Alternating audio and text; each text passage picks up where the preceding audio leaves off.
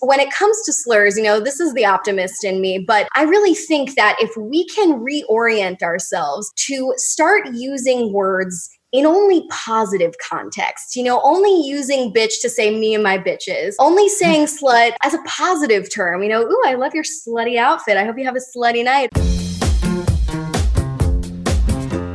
You're listening to Sex with Emily. I'm Dr. Emily, and I'm here to help you prioritize your pleasure and liberate the conversation around sex. Today, I'm talking with Amanda Montell, linguist and author of Word Slut, a feminist guide to taking back the English language. If you've ever been curious about how the word bitch came to mean what it means today, or why we call sex penetration instead of envelopment, this conversation is absolutely for you. We're diving deep into how our sexual language shapes the way we think about bodies and pleasure. Amanda breaks down why penises are always described as weapons, while vaginas are portrayed as empty spaces waiting to be filled, and how this framing serves absolutely no one well. Plus, I'm taking your calls about safe sex conversations during casual encounters and answering emails about learning to love, giving pleasure when you grew up in a conservative household. My intention is to help you understand how the words we use, both in and out of the bedroom, either reinforce problematic power structures or help us flip them on their head. All right, let's take back the English language together. I'm joined by linguist Amanda Montell to talk about her book, Word Slut, a feminist guide to taking back the English language, essentially all the gendered language we speak in. There's certain words and things that we say that you haven't even thought about the origins and the meaning of them, and she's going to get into that. She's also working on her second book we're going to have to come back for about cults. They told me this. But first, which I'm fascinated, but I'm also fascinated by your book because Amanda, so I was reading your book and there was a few places where I was like, yes, what are we going to do about that? And I think we could start with one part of it is that I've always said, and if you've been listening, you guys know, I want to rebrand sex altogether. And when I say that, it's usually like following a certain words or certain things we say. And some of them, even vagina, I think penis sounds so much like vagina. Just sometimes it's a little bit aggressive. And there's just a few other things around sex. Even squirting, I guess female ejaculation, like we have to gender that. So welcome to the show, first off, Amanda. Thank you so much. Here. And I love the way that you said the word linguist. I feel like linguist is one of those elusive, kind of academic sounding words that can be a little intimidating. But for some reason, when you said it sounded very sexy. I just want to say it all day, linguist. It just makes you, now I want to be a linguist, sexologist or something like that. But it's welcome. Congratulations on your book, Word Slut. Love that title. Tell me everything. Like, what do you, a lot of it, you do cover this language that we use, we don't even think about. Another place I've struggled, and I know there's a lot to talk about, is saying guys. Hey, you guys. And I try to say, so now instead of saying that, I just use people's names, or I'll just say, hey, and it's awkward, but you have some great ideas here to replace some of these words and just how we could start thinking about language and gender and sex a little bit differently.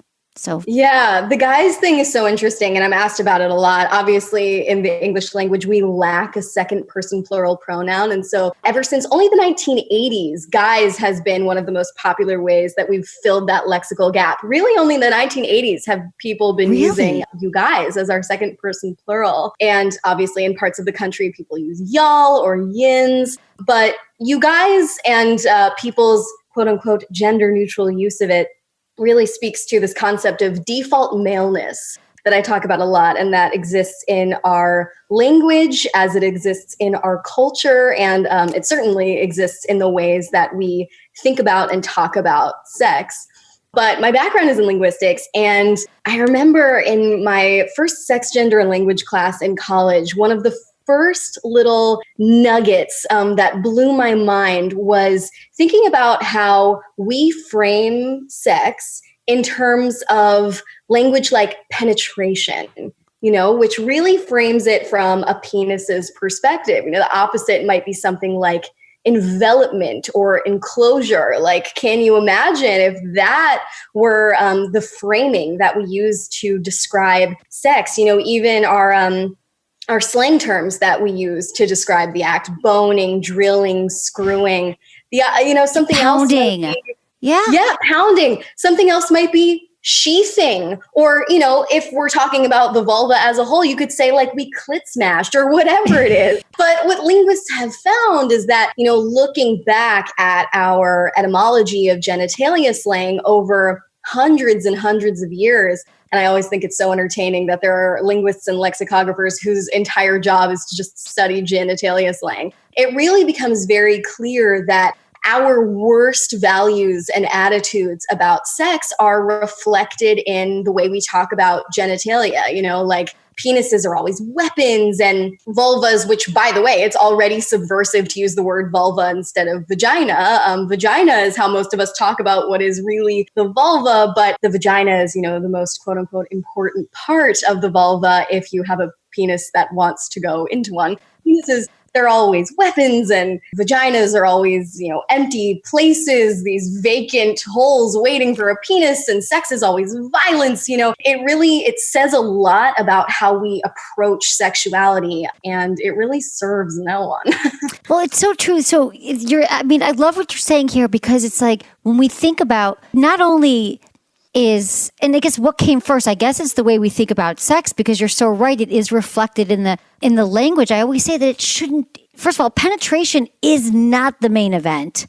The vagina is not equal to the penis. The clitoris is more similar in makeup to the penis than the vagina. True. So that's a problem. And I'm like, but I never even thought about how penetration, that's not even the word for it.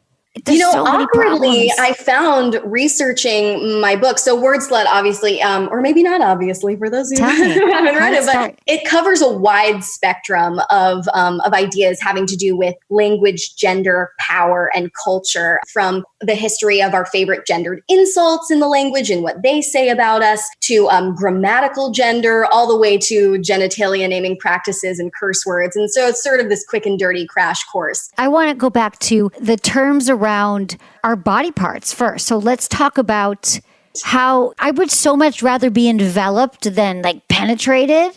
Yeah, I wish I had that choice. Envelop me. Totally. It's so beautiful. And it really turns the act on its head. Because what's true in every corner of culture is that language is used to reinforce power structures and social norms. And that's true in the bedroom too. And it's not just slang. In some cases, it's medical definitions. I found researching the chapter on genitalia slang in my book that some medical definitions in medical dictionaries will define, quote unquote, normatively female anatomy from a patriarchal perspective. I remember I found a definition of vagina that said the organ that receives the penis. Which is hardly an objective way to classify that body part. And so, I think some are closed for penis business altogether, right? We're taking back the English language here. I mean, have you ever thought about how gender shapes your thinking? It shapes the way we think about sex. The vaginas that don't want a penis, but they're still going to be labeled that way, which is amazing. And then we don't even think about, what about the gendered part of the slang that we use for the body parts? Like the penis is the penis, but then you've got like all the other things we use, and they're never complimentary. A lot of the slang are not they're all flips on traditional words that are, female words. The ways that we symbolize these body parts in slang. Penises will always be weapons. You have, rod of pleasure or sword or pocket rocket. And then to describe the vagina, you have things like box, garage, cave, meat wallet, axe wound, cum sponge. I mean, this is not language that I feel reflects my body on my terms. And, what sociolinguists have found is that when we don't have language that represents our experiences, our bodies, from our point of view, it makes it difficult for the world at large to appreciate them. And, labeling can be controversial and not everybody will agree. But what labeling can help do is legitimize experiences in the minds of speakers. And so something that I think is really fascinating and that transgender and gender nonconforming communities have done for a really long time is to chuck some of these heteronormative genitalia words, medical and slang, out the window and come up with their own terms, be really inventive about it. And, even if you don't go so far as calling your junk or whatever it is, a click or some other brand new term, you can at least,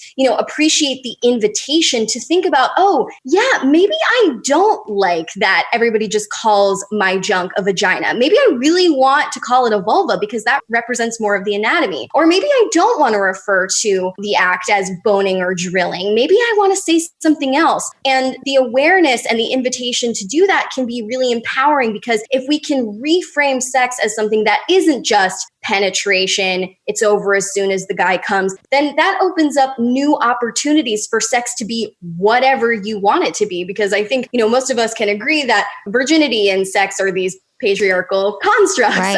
I want to start calling it the sexual debut rather than virginity, we're going to lose it. Well, how about just your debut? It's the first time you are a sexual being, however you want to define that as well. However you want to define it. Yeah, and I think that can be really empowering. And there are several words that have always, my whole life, even when I was a kid, rubbed me the wrong way, that I can now, on a linguistic level, appreciate, why that word always struck me as problematic or as not comfortable. Vajay-jay is certainly one of them. I know we were talking a little bit about Oh, God, I can't handle vajay-jay. Why? Who did vajay-jay? I thought it was Oprah. Okay. So to my understanding, vajay-jay came into popularity thanks to TV icon Shonda Rhimes, creator of the show Grey's Anatomy. And there was an incident several years ago where broadcast standards had a problem with how many times the word vagina was included in an episode. Penis was included in this episode something like 17 times, but when they tried to get the word vagina in there, and again, this is a scientific term, in there 11 times, broadcast standards threw a fit.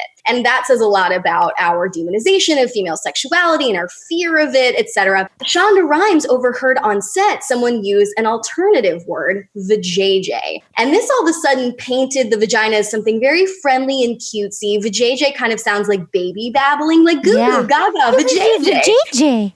And Shonda Rhimes was like, that. You're vajay-jay? Exactly. It's like you're hoo-hoo, you're vajay-jay. And Shonda Rhimes, marketing genius that she was like, I kind of like this word because the person that she overheard say it was a woman.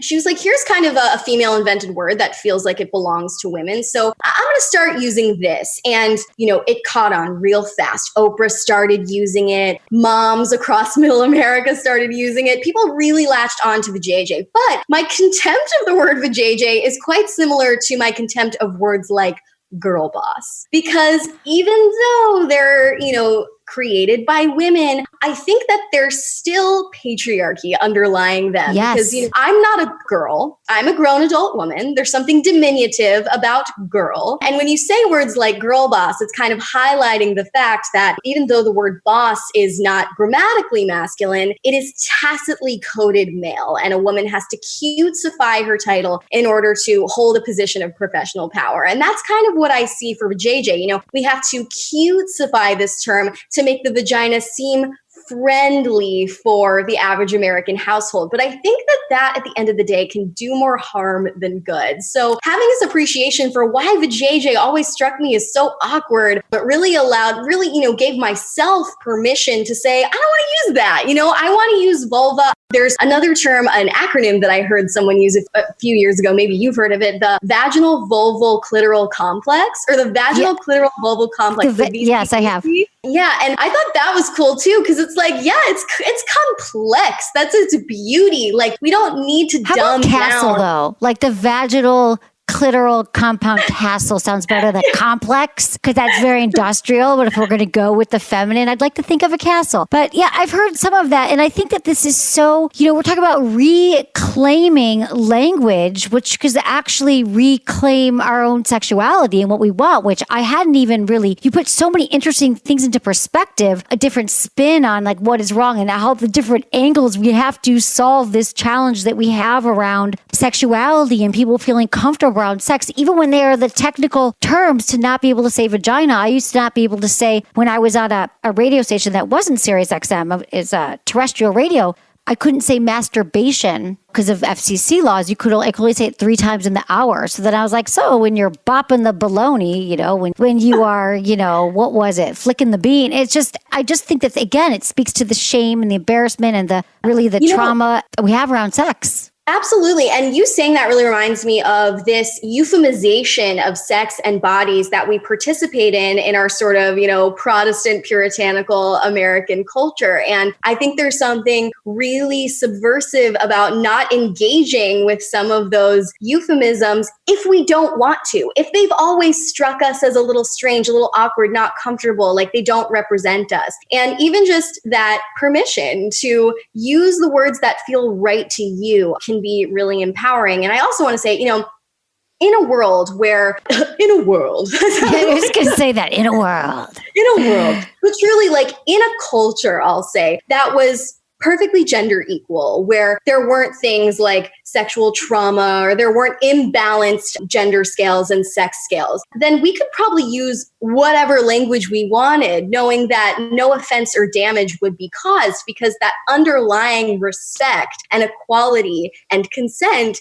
is already there. And I certainly think we can all agree that we are not quite there yet. And so language can be a really powerful tool to either reinforce and perpetuate problematic sex standards or to flip them over on their head. And what I also think is that, you can create your own microcosm of that really gender and sex equal world in your own bedroom. Like, let's say your partners are people who really do respect you and you feel like you can really get in it with them, knowing that the consent and the respect and the equality is there. And I certainly wish an experience like that for everyone, or a relationship like that for everyone. In a situation like that, you could use whatever language you want, knowing that it will be fine. Like, I feel like I have that dynamic in my personal life. My partner and me, like, we have our personal preferences when it comes to language, of course, but we know that because the respect and equality is already there, there is no term that's going to damage us. And I think that is what we can really shoot for. In a future where women and men and everybody in between are having the consensual,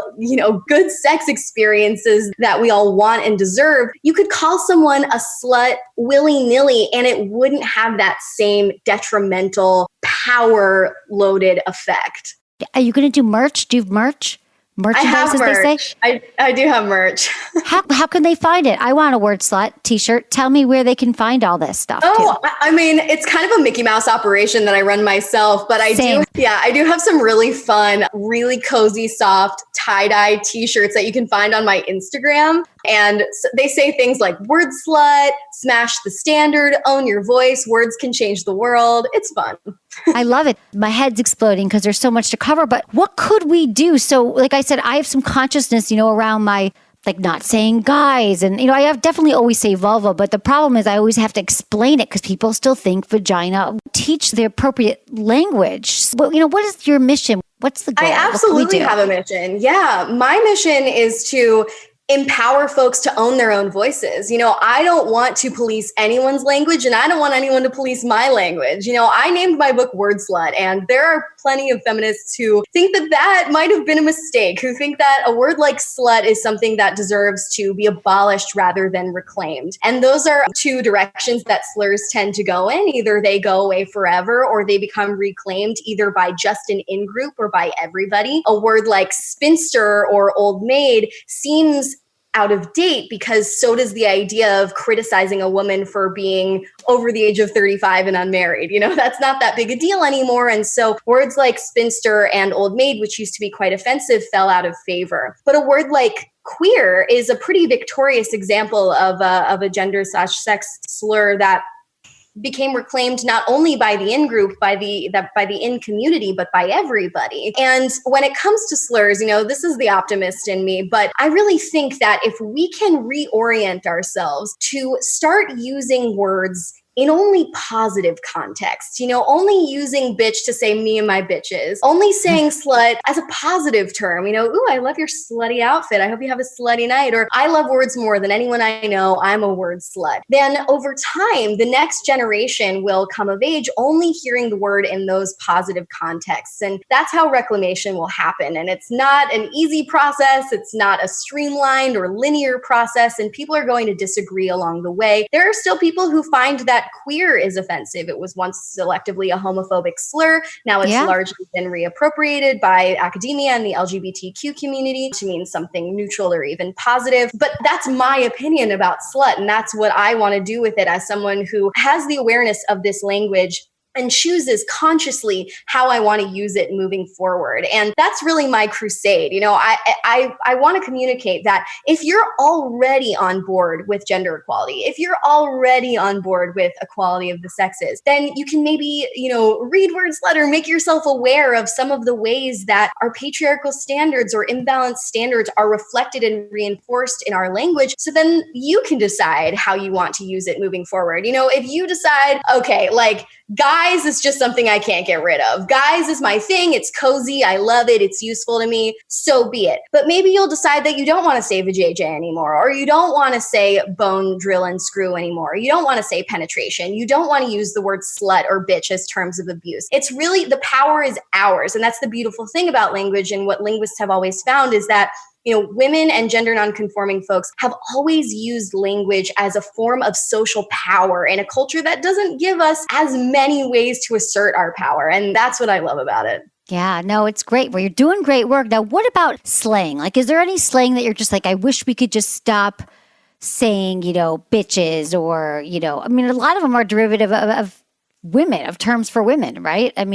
Yeah, pussy. Using gendered terms of abuse against people is really uninteresting to me. Like, if I want to insult someone's behavior, and often I do, I prefer to be a little bit more accurate and specific and scathing about it. If a woman does something that you don't like, it's a total cop-out and wildly uninteresting to call her a bitch. If she does something conniving or something backstabbing, why wouldn't you call her a manipulative, conniving, backstabbing turncoat sack of shit? Be specific, be more scathing. Be specific in your words, be specific in your compliments and in your criticism. Be specific, have fun with it. That's the beauty of language, is that it's fun. So, when slang comes up, and new slurs are always coming up. And it's really reflective of our larger cultural values. So a slightly newer gendered slur that I've seen a lot on the internet is the word simp. Are you familiar with this one? Simp, no. Yeah. Tell me. Simp is like the new wimp. Like, simp is a slang term that I've come to understand as a man who is like too sycophantic towards women. He sucks up to women and he's pathetic because of this. And so simp is used in a sort of slur type context, like, oh, you're such a simp. And I think the popularization of this slur really reflects that our culture still condemns men who are too complimentary of women. Yeah. And so I resist terms like that. But when it comes to, slang and language in general evolving and changing, I tend to adopt the perspective of a linguist, and instead of being sort of like judgmental about it or saying like, oh, these kids and their language, what do they know? I try to remain open-minded and curious and flexible, because language is always changing along with culture. Language changes precisely alongside social change. And so I can either be a curmudgeon and a pedant, or I can jump aboard and use the slang terms too. And so that's the perspective I try to take. Okay. No, I like your perspective, and also I think, like, what about if you have kids? I was thinking about, part of your book when you're talking about also how we use certain words for little boys and little girls, like, and you had a great example in there about you talking to your cat. But I would say that I had this issue, and I didn't realize this until I was in therapy, like in my 20s, where my dad was always saying to my brother, like, you're smart, you're handsome, you're clever. And I was like his pretty daughter. And he always thought I was so pretty. You're so pretty, pinching my cheeks. And I think he thought I was smart as well, right? But I never, he died when I was young, so I never knew that. So in my head, as a kid, I was like, oh, I'm just pretty. I'm pretty. I'm not as smart. And I realized now in reading your book too, it's like thinking about how that really was. I had forgotten about it because now I know I'm smart and pretty. I thought, oh, what does it all mean? And that how even when you're raising your children, that it's the language that you use as well, but we don't even notice we're doing it sometimes. Even with my nieces, I'm like, you look really pretty. I'll be talking to them on Zoom. I'm like, you're so pretty and you're really smart. You're really smart, because I'm trying to like balance it. I know. It really is so deeply embedded, the words that are tacitly coded male or female. And we can even see this in context, little kids' t-shirts. Like you'll see t-shirts for little boys that'll say like, fighter or heartbreaker or stud. And you'll see t-shirts for girls that say princess and girl boss, and I think that really does have a subtle and not so subtle effect on how we grow up in this culture, and that we frame gender roles and stereotypes manifests in these really profound ways in our language. And so just the awareness can invite us to push back against that if we want to. Yeah, well, I love that you made this all aware. Now, I want to go back. I'm curious. This is just something else since we were covering a lot here. In the 80s, guys didn't start till the 80s. What were we doing before that? Because I'm just trying to replace guys. Y'all feels like out of place to me, sort of, because I'm not from the South. And I feel like I don't know how to say y'all right now at this point in my life. But what was it, guys and gals before that? So guys was used really just for men before around the 80s. And when it cropped up as this new generic masculine term, linguists were quite surprised because after all the work that second wave feminists had done to make our language more equal, here was this new masculine generic appearing out of nowhere. So they were quite surprised by it. Back in the day, yeah, guys and gals, you folks, folks can sound a little old-fashioned. Folks making a comeback. I kind of like folks. Totally. It's making a comeback. What I also often remind people of is that, some people push back against singular they for entirely different reasons that we probably don't even have time to get into. But next time. Yeah, next time. But hundreds of years ago, we had a second person plural pronoun, and it was you, your, and yours, like we have now to refer to just one person. Thee, thou, and thine were the singular versions. So the singular version fell out of favor. You, your, and yours extended to mean a singular as well as a plural. And I don't know exactly that happened, but grammar is always evolving. Always changing. Yeah, but now we have this problem where we say you guys, which is just one of so many default masculine language forms that we have in English. So I tend to say y'all, even though I'm not from the South. I just think I'm going to work on it. Yeah, I'm working why not? on it. Hey, just folks, try. so y'all, I don't know. You've given me a lot to think about. Thank you so much, Amanda Montell, for being here. So appreciate you in your book, Word Slut. It really opens your eyes. If you have interest you call yourself a feminist, you like to practice, equality, and you're focused on gender and sex, this book is for you. And you can get a t-shirt. You can buy the book. Amanda Montell on Instagram. Her book is Word Slut. Thank you for being here. I appreciate you. Thank you so much. You know it. This was so much fun. It's great. I was going to ask you the 5 questions. Can someone put it here? So I want to ask you the 5 questions we ask all of our guests. Ready? I'm ready. What is your biggest turn on? Oh, my biggest turn on. Well, quickie questions. These are our quickie questions. So you can just say one. When people have a youthful twinkle in their eye, like a naughty twinkle in their eye. Biggest turn off? Pretentiousness. What makes good sex? Respect. Something you would tell your younger self about sex and relationships? Break up with your boyfriend. What's the number one thing you wish everyone knew about sex? It's supposed to be weird. I love it. Thank you, Amanda, for being here. Don't go anywhere. We've got so much more to talk about after this break. Let's talk to Matthew, 26, in Missouri. Hey, Matthew, what's going on? How can I help you? Hey, Emily. Thank you for taking my call. Of course.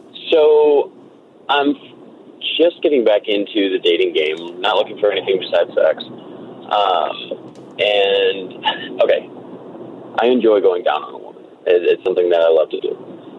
How do you know it's safe to do so? without being like, hey, do you have an STD? Yeah, no, it's a great question. I mean, it's tricky because you got to ask. I think you don't know, right? Like, I think what I would love is to see a world where we are just like, hey, I think you're super hot. Like, even from the first time you know there's chemistry and just saying, oh, like, I've been tested. I have a clean bill of health. Can, let me know if you have anything. How about you?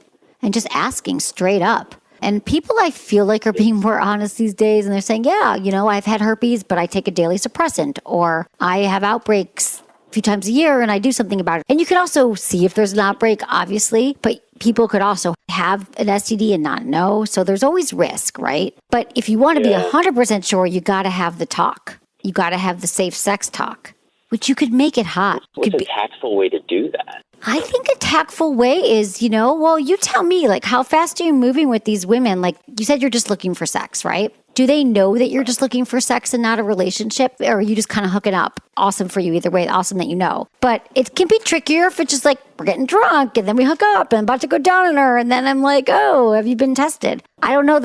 What's your scenario like, Matthew, when you meet someone? Like, how soon do you know them before you're going down on them, typically? So, honestly, I haven't done anything yet. Okay. I'm going to meet a young lady at the end of the week. Yeah, we've already discussed, the sex. We've already discussed, that it's nothing more than that. I like to be upfront, so there's no question. Actually, I don't know if you remember this. I actually called you a couple of weeks ago, I think. How about what? And discussed that very thing, like how to tell someone that you're just looking for sex. Oh, right. How's it going? Clearly good. You have a date. Yeah, going well. Awesome. Matthew, people appreciate honesty, right? And I think you should say, because here's the good news. The fact that you're being honest with women, saying right now I'm not looking for anything serious, believe me, there's a lot of women who are in your plate. You'll just find them easier, faster, right? Rather than everyone's a potential wife, you're like, okay, I'm looking for people who aren't looking for a serious thing right now. But the good news is, just being in the market for sex right now, it makes more sense to be like, and have you been tested? I'm curious about your STD status. What do you use for protection? Okay, so just going to loop it into that. Just loop it in. Say, I've got two things I want to discuss that are important. I found I'm trying to, act with integrity when I'm dating right now. That's the most important thing to me, you could say, because I really want to be in healthy relationships. And I think great sex is, important. And I'm really just looking for, sex, or however you want to say it. I'm looking for a physical relationship more than an emotional relationship. But also it's really important to me that we practice safe sex. So we have to always use condoms, which I think you have to do even if someone's on the pill. But I think you know that. And then you could ask them, have you been tested? And then stop talking. And I think the more people, I love this call, Matthew, because the more people who just said this straight up, be so goddamn healthy. Such a healthier place. We would just be like, oh yeah, of course we're having that conversation, right? Just like the define the relationship. So thank you for your question. Thanks, Matthew. I'm going to answer an email. This is from Karen, 30 in Illinois. And she says, I'm curious, in your research, how common is it for women to enjoy giving blowjobs? My partner loves them and wants more of them, but I can't seem to figure out the appeal and pleasure of giving them. Do you have any suggestions? I've tried flavored lubes and sprays and use hands. I don't find giving a blowjob to be intimate. It feels more like a chore or service I have to give them happy. I've learned so much from your podcast. Thank you. I'd love if you could do a future episode talking about the emotional intimacy side of sex. It's something I also struggle with understanding. I was raised hyper-conservative. I'm still trying to refine my sexuality and confidence in the bedroom. Sigh. All right, this is more complex than you think to answer this question, because I love that she's got into emotional intimacy, because that's how you, I believe, learn to love giving pleasure to your partner. People say, oh, that's why I call it a job. I personally have been in periods where I was like, it's a job. And then I've learned about emotionally intimate sex, which is also something you have to learn. And so it sounds like maybe for Karen here, it's like, this is a more complex answer, but if you're feeling that sex is something, like she said, she grew up in a conservative home where sex wasn't, openly discussed, maybe it was discouraged. So here's what happens. Grow up in a home where nobody talks about sex. And when they do, they say, wait till you're married, or it's wrong unless you're married, or it's wrong all the time, or it's only for procreation. And then you don't get any information. But then you go off into the world and you start having sex. So in your mind, you're thinking, this is wrong. I'm naughty. I'm a bad girl. I'm violating, not in like the sexy, like you're a bad girl, but like I am bad, And so your relationship with sex from the jump is starting out as something that's very conflicted, right? Like you're on the one hand, you're thinking, oh, I've heard that sex is amazing and it's supposed to be this great thing, but your brain is telling you something else, your mind, your repetitive thoughts. So emotional intimacy in sex is really about being with, I think at first it starts with being comfortable with yourself and your own body and what feels good to you and kind of healing your relationship with sex. We all have one, right? We all have one. For Karen, it sounds like she grew up realizing that, hearing it wasn't great. So that's kind of like the first step is saying, oh, what I heard growing up is no longer a message that's going to speak to me anymore. I get to choose my own beliefs around sex. And then you start really kind of changing that. But then also with a partner, she just feels like she's just giving it and not receiving it. Like that's a very empty feeling. Like now is my turn to give you a blowjob. But the most connected ways, I think, is when you were with somebody and you realize like, I really love this person or I want to give them pleasure. Like you could think of it as like this penis is an extension of somebody that I am into and I love them and I want to, in a sense, like worship this part of them. I want to be like, I can do something that can make my partner feel really great right now. And you realize that it's just sort of, if you're a giver, like, you bring someone something when they're sick or you do a favor for a friend, it's like, I'm going to give them. We get filled up by giving. Like giving is receiving. So I think of sex in that way. Like if you give someone something with enthusiasm and love, even if you don't love them, let's say it's just a hookup, but it's still your intention is that I'm into this because I'm here and I'm doing it. That typically comes back to you. So when you go into something with the energy of like, I'm going to be into this job right now. I'm going to be into it. I'm going to lick this like it's the most delicious ice cream cone I've ever had. When you go into it with that mindset, like it's just, I'm going to see what this penis, this is going to sound silly, but like I'm going to see what I can get out of this or I can give to this person. It sort of comes back to you. Now, another thing, another awesome tip, because that's a process. But it is true that when you give, you receive, and when you look at it differently, it'll feel differently. But we had a great guest on our show. Shawnee was on the podcast.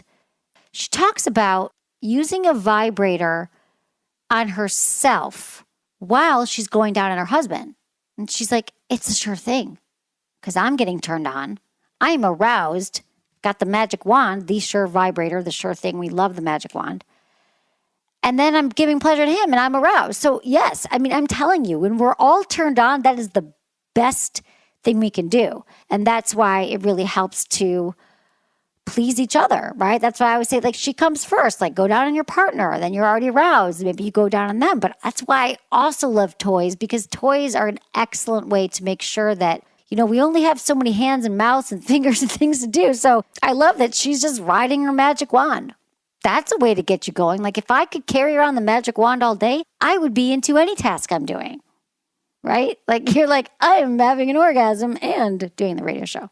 I haven't done that yet, but sex with Emily, I've not had an orgasm on the air. That is true. There's something to be said for just blindly going into a blowjob and you're not even aroused and turned on. Like that's really hard too. Like I'm not saying you can peel back their pants and be like, I'm worshiping this penis and it's everything. So you also want to make sure that you're aroused and turned on. So since I didn't talk to Karen, but she sent the email, there is a lot to just kind of showing up and being performative. I don't know if Karen's having orgasms or having pleasure or knows how to ask for her needs being met, but that is part of the sexual journey. And remember this about your sex life. It is not a destination. It is not a skill set that you get somewhere, you're done learning about sex. That doesn't happen. I suppose if you are an athlete, right, you're never done being a great athlete. You're not like, I'm at the top of my game and I will never get better. Or if you're a cook, a chef, you're like, I'm going to keep learning new recipes. If you think of your sex life as something that is more of a journey and you don't just get somewhere where you're like, I've learned how to give a great blowjob, check. I've learned how to have this kind of orgasm, check. Next, I've learned that in all these years and I wanted you to impart this to you, that it's never an end point. And whether you are with yourself, loving yourself, or you're with a partner, that should be really good news. Like that should make you feel like a relief right now. Because the other thing about your sex life is it's always changing. Bodies change. What you want in your 20s, you don't want in your 30s. You might want something different. And if you look at that in your relationship right now, you can just say to your partner, I realize that I love our sex. It's amazing, but we should try some new things just because, that's part of sex. Like that is part of your responsibility of being a sexual human, I believe, is to constantly be, it doesn't be constantly. It could be like it's in your mind. You're prioritizing learning to be a better lover to yourself and others. I just think that that's why sex gets old. Having sex the same way your entire life is like eating chicken every single night for dinner, having the same meal every single night. It's always the same. Let's talk to Steve in New York. Hi, Steve. Thanks for calling. Hi, Dr. Hello. How are you? I'm great. Good. What's going on? Well, basically at this point, I'm between relationships, I like to say. And obviously the reason why it's because it wasn't the same way at the end as it was in the beginning. Every relationship, I believe, starts off well. Otherwise, you wouldn't be in it, especially if it lasted a long time. Yeah. And at some point, it spirals down. But I think that's natural, even though you're the doctor, but I'm no psychologist, but I live on the same planet you do, so I could figure life out. My theory on relationships is this, and you could tell me if I'm right or wrong. But any two people under the same roof, same sex, opposite sex, two brothers, two sisters, boyfriend and girlfriend, husband and wife, any combination, eventually you get in each other's way, and then the arguments start, so to speak. Now, what you try to do is overcome that, like you say, and work on it. And you need a little cooperation on the other side.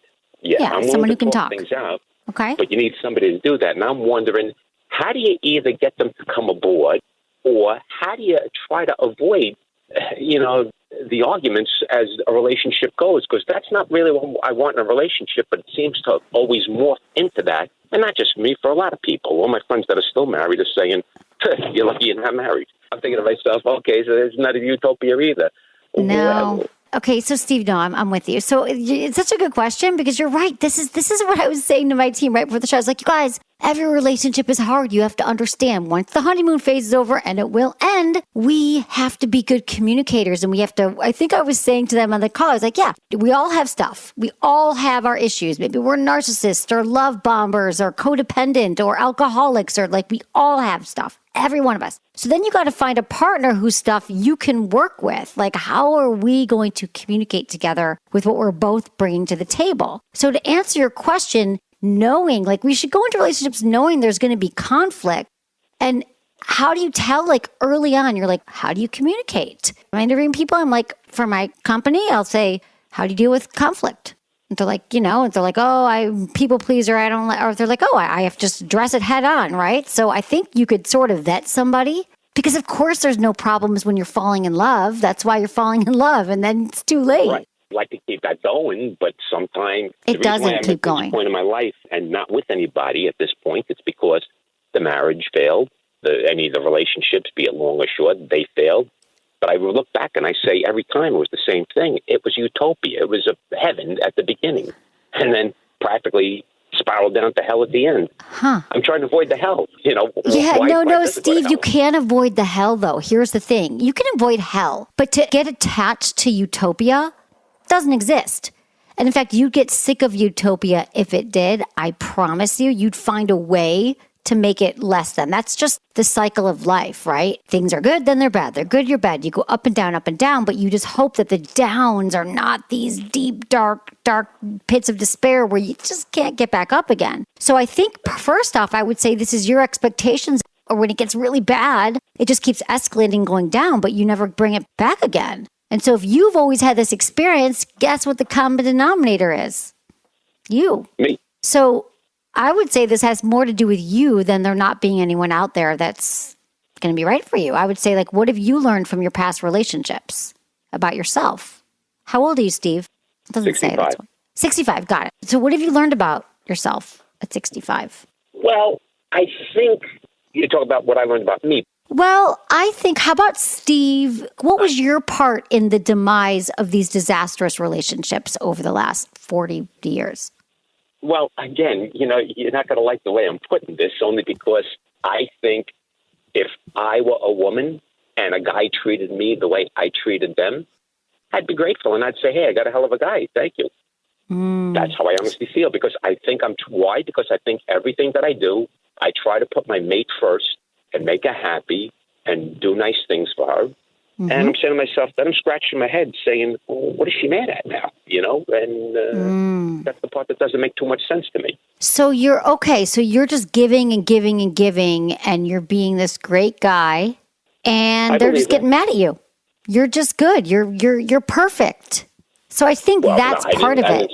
I didn't say I'm perfect, but no, but I'm saying sometimes you might do something wrong and you don't even realize you're doing something wrong. But, sometimes people get upset over the most trivial of matters. And, okay, let me know it. But instead, I think it harbors and festers, and then eventually at the end, it blows up. Do you ever think, though, Steve, that maybe some of them being mean or nasty to anybody that I let me tell you what it is, Steve. Can I be honest with you? Is that what it sounds to me is that, you're 65 years old, and I'm asking you for, what is the work that you've done to understand who you are in a relationship? Even saying maybe sometimes I don't listen as well, or, maybe sometimes I get really, when someone asks me for something, I get really passive aggressive. If someone tries to confront me in something, I shut them down because I do so much. How could she ever tell me to put my dish in the sink because I just paid for the house and did all the things? You know what I mean? There's got to be something. Yeah, look, I'm not going to lie to you. That probably is. But, in other words, let's assume, I'm just picking an arbitrary thing. Let's assume I go into the store and I rob it. I know I did something wrong. Okay? So, you don't have to say, gee, I didn't do anything wrong. I know I did wrong. If I'm being nice to you in a relationship and I'm trying to do everything, and then all of a sudden it seems to morph and you're upset, I'm scratching my head going, what are you upset over? Because I really, really didn't do anything blatantly wrong or intentionally wrong. But Steve, what I'm saying is I could imagine that in all your years, there had to have been signs, right? It's not like one day it just blew up and ended. But I think that's how your lens of things is, that I'm so doing everything great. And then all of a sudden they're not happy with me. So I feel like learning how to move through conflict is how you sustain a healthy relationship. It's not that it always stays utopian. It's something really hard happened and it sucked. And then we moved through it. Our intimacy was stronger and it made our relationship stronger because we were able to communicate and listen to each other. And it sounds to me like that's not an experience of yours. So to me, that just doesn't make sense to me. I'm telling you, this is my job. Study relationships, talk to relationships, help people in relationships. I would say for you, it would have to be learning how to deal with conflict. And I'm sure if you go back in time, there's probably things that they all had feedback for you on this. They probably wanted to talk about things. Maybe they didn't feel seen by you or heard by you, or you weren't, it's your way of the highway because you were paying the bills, or you were such a perfect guy, but nobody's perfect. And sometimes we give so much. People who love bomb, people who give, and then they expect everyone's dependent on them, and without, realizing they have to do anything else. I give and give and give, and no one respect, so it's kind of like a victim. I don't know, Steve. I don't want to it's not fair because, I don't know you. We just met. But how do you deal with conflicts with anybody in your life? Do you cut them? Well, a lot of times I would just try to calm it down. I hate the controversy, but there you go. I'm not a saint. Conflict avoidant. Will I ever get mad and fire back? Yeah, enough is enough type deal. Otherwise, yeah. So anger. So you diffuse. Yep. You diffuse. You don't want anyone to get mad at you. You don't want anyone to be upset with you. So you just say stop, and then finally you lose it because you're like, I don't want to deal. I don't want conflict. And then you blow up. So what happens is the first time someone comes to you and has a problem, you listen, you say, tell me more about that. It's a practice. It's never too late to learn. But it sounds to me like this is the work that you need to do right now. And you'll never be in a healthy relationship until you learn. And I would say therapy would be amazing. And I'm always skeptical. People are like, oh, my relationship is perfect. We never fight. We get along so well. I'm like, that's not a good thing. Because if you don't know how to have healthy conflict, it's not going to last. So. All right, fair point. All right. Appreciate it. All right. Thanks, Steve. Thanks for calling. Appreciate you. That's it for today's episode. Thank you so much for listening to Sex with Emily. And if you love the show, please subscribe, and leave a review wherever you get your podcasts. And hey, share this with a friend or a partner. It might just spark something. It usually does. You can find me on Instagram, TikTok, YouTube, Facebook, and X. It's all at Sex with Emily. Oh, and I've been told I give really good email. So sign up at sexwithemily.com for free guides and articles and more ways to prioritize your pleasure.